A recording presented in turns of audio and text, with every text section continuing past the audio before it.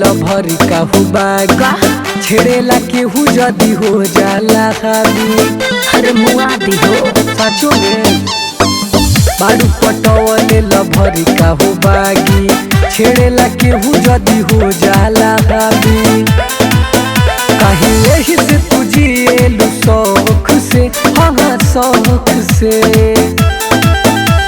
उठा ले मजनुआ सिक सर के नोख पे चलते चले ले तो वंशी के खौफ पे। उठा ले मजनुआ सिक सर के नोख पे चलते चले ले तो वंशी के खौफ पे।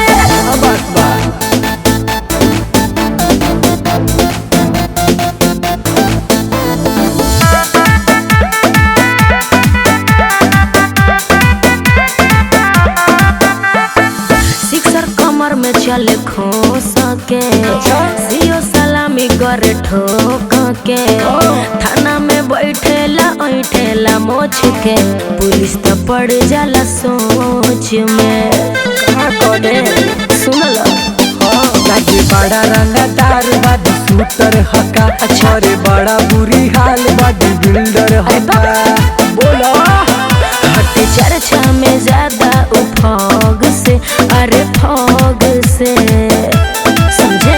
उठा ले मजनुआ सिक सर के नोख पे चलते चले ले तो वंशी के खौफ पे। उठा ले मजनुआ सिक सर के नोख पे चलते चले ले तो वंशी के खौफ पे। अरे मरा जाई हो।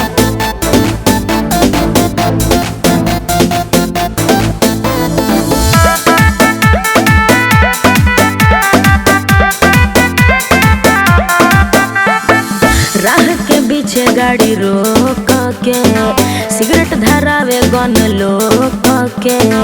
बाइक से चले राइडर जस चले तो फट जाला लोग के। ए बाबू सब सेटिंग मुलायम अहिर यूजर के बा। तोहर लव सब शिवा एटीट्यूडर से बा। रोज पिया ग्लूकोज खूबे मौज से, अरे मौज से। उठा ले मजनुआ सिक सर के नोख पे चलते चले ले तो वंशी के खौफ पे। उठा ले मजनुआ सिक सर के नोख पे चलते चले ले तो वंशी के खौफ पे।